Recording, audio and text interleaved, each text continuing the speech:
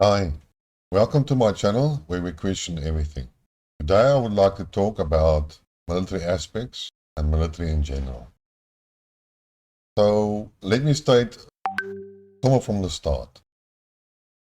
I am an armchair general. That's it. And so are you, and so are you, and so are you. Unless you have commanded a company, well in South Africa we'll call it a company, which is about 1,000 men, you might call yourself military trained. And if you have experience in a battle, then you might call yourself really experienced and a person that can make a comment about strategy and operational procedures. But unless you have done that, no, you're not one. Okay, so before I even start about this whole matter, I would like to recommend or actually insist that you do two things. Which the first one, you have to read The War Prayer by Mark Twain, which is a very important short story. And then you have to read the lyrics of Black Sabbath, and the song is The War Pigs. And if you read them, and if you understand them, then you know what war is, or you have a good idea.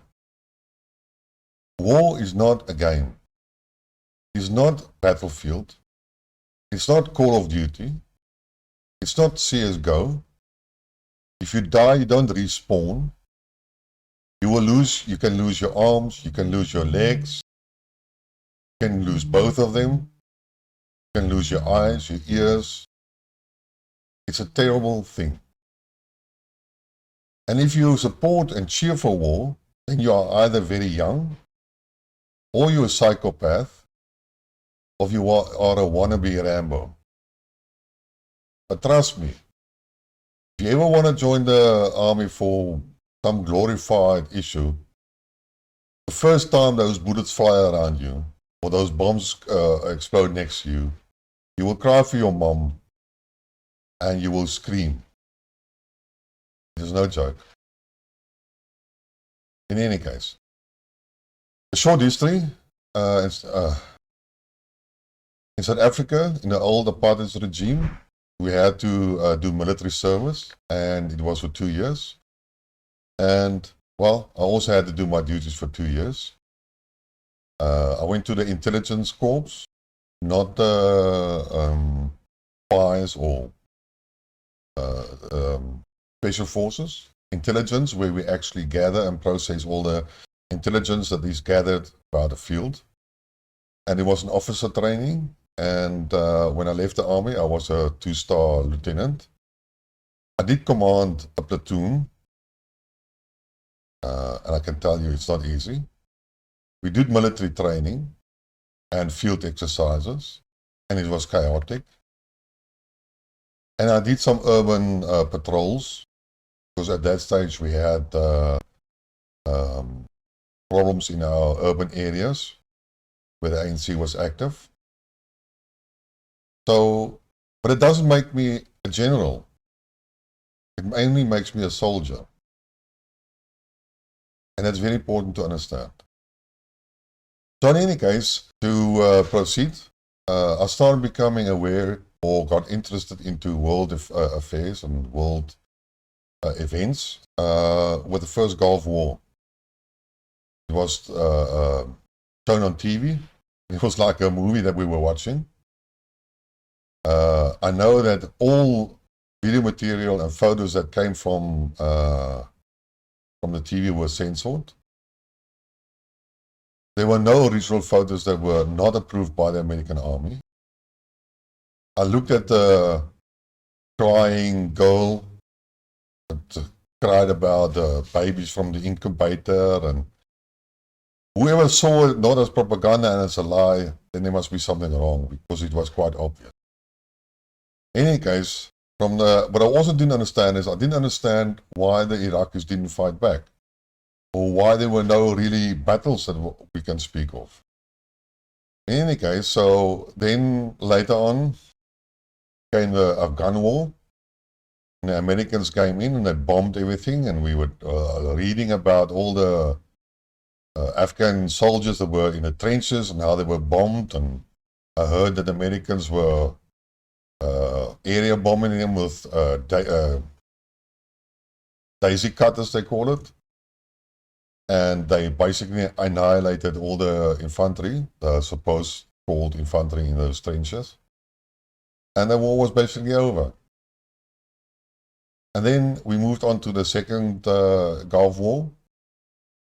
And the first things that the Americans did is they sent off some cruise missiles, destroyed all the air defenses. Well, they didn't destroy the aircraft because the aircraft were not flying. And some were saying we're actually holding them back for what reason, I don't know. But in any case, the Americans soon achieved air superiority, and after that it was basically, I call it pigeon shooting. Because if you cannot shoot back at an aircraft who's shooting at you, then what's the point? You've already lost the war. And then Libya followed, and then Syria followed, and then, well, Yemen, Somalia, Wara Wara, so we go on. And now we are in Ukraine. Oh, I forgot about Serbia and Kosovo. That was also an event that I watched. In any case, the military doctrine that the Americans firstly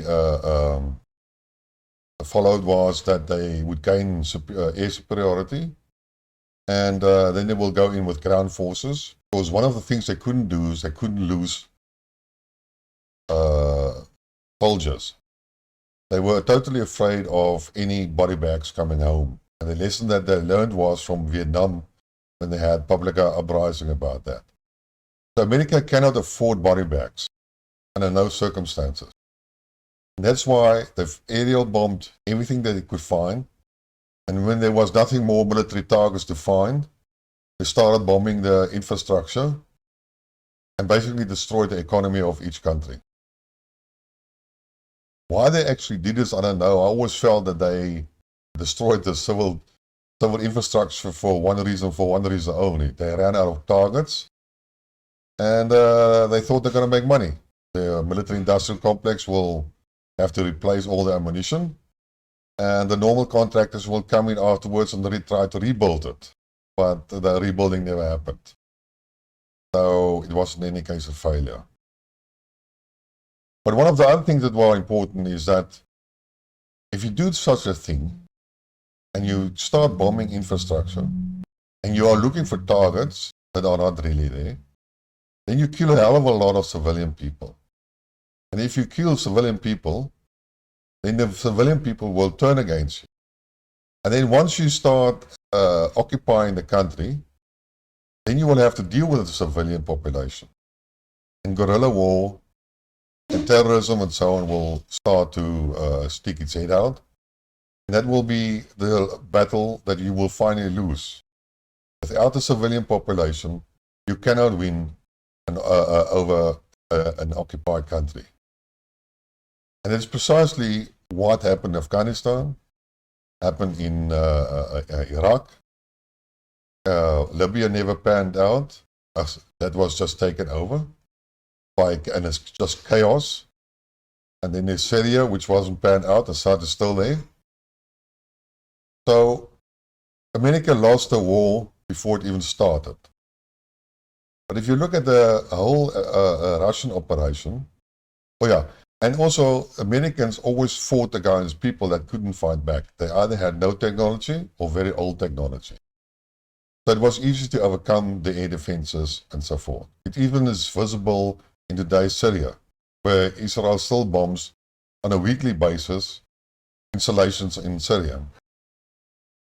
So if you look now at the Russian special military operation in Ukraine, it's a totally different ballgame. It is not the original war that the Americans fought. It's the same type of war that was fought in the Second World War. The whole military doctrine has basically changed. At this stage, You have what changed is that you have still the standard artillery, you still have the standard tanks and APCs and so on. But you still have the aircraft that can bomb you, while you have attack helicopters that makes a little bit of a difference. But the most important thing is that you have missiles, guided missiles, long-range guided missiles. The Russians can hit any target anywhere in Ukraine, and nothing is safe. So, where you were previously limited by the front where the fighting took place, and maybe look at the range of the artillery, and we look at, say, 30 kilometers for standard artillery, and the multiple missile launchers. And then you look at the more advanced American system that can go up to 80. Russians have similar 80 kilometers. And then I understand there are some missiles that can go 300 kilometers fired from a launcher. In any case, so nothing, so you could say you are safe if you are 300 kilometers behind the enemy lines, or behind the front, battlefront. But with these missile systems, you can't say that anymore. A missile is like an aviation attack without a pilot, and it's precision. So unless you can protect your assets by anti-aircraft system, there is no point in fighting. You will lose it because you cannot shoot back at somebody that is shooting at you. And it becomes a pigeon shooting, like I said. So, but what the Russians have done is, apart from the missiles that they can attack anywhere, they have very advanced air defense systems. They shoot down multiple rocket launcher missiles. They shoot down any cruise missiles. They shoot out any long-range tube-launched missile. Basically, they can shoot down anything that they want. And that's how you protect your installations. You protect your ammunition depots. You protect your tank formations. You protect your artillery. You protect your whatever you want to protect. And it shoots down whatever comes in your direction. Unless you typically flood the whole system and you exceed the capability of defense, which would be a process, but then you have to have the necessary artillery or missile launchers quantities or whatever. And what the Russians have done in the first couple of days or week, they destroyed from missile systems most of the hardware that the Ukrainian army had. Yes, they still have artillery. Yes, they do get some artillery from the Western countries, howitzers, some tanks, some APCs. But it's nothing, the quantities is nothing compared to what they have lost. So they cannot replace it. And if you look at numbers, because if you look at, you know, the Americans always brag about all the war games that they do perform and see how a battle will play out. Well, there's a reason why they play these war games. And it's all about numbers and statistics. And unless you go and violate or move away from the standard military doctrine of attack and defend, you will lose the war. The outcome is determined before you even start the battle. Now, typical stuff where it will change, typical like, is more well known, is like what the Germans did in the Second World War with the Blitzkrieg. It deviated from basically the standard military doctrine.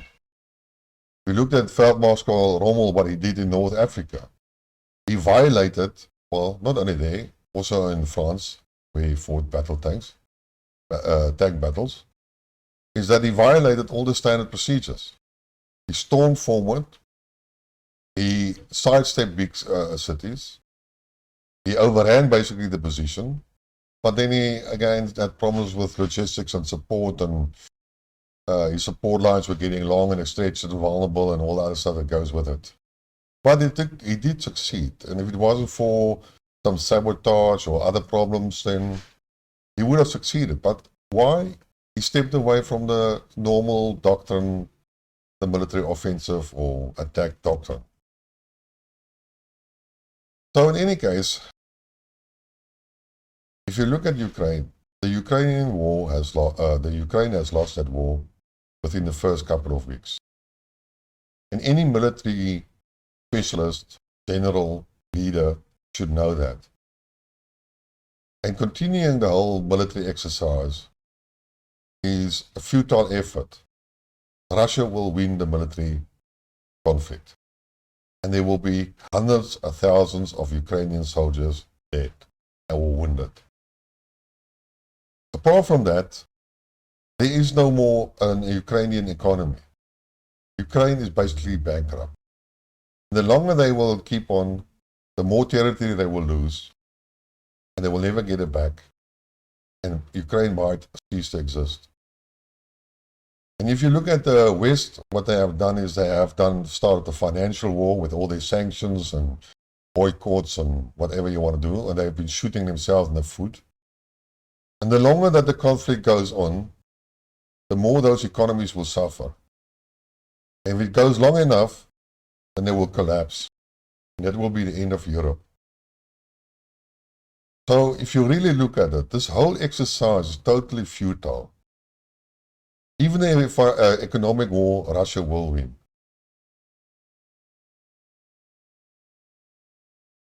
In any case, I will stop here now. If you like the video and the discussion, please like the video. If you want to hear more, subscribe to the channel. And thanks for listening, and cheers for the day.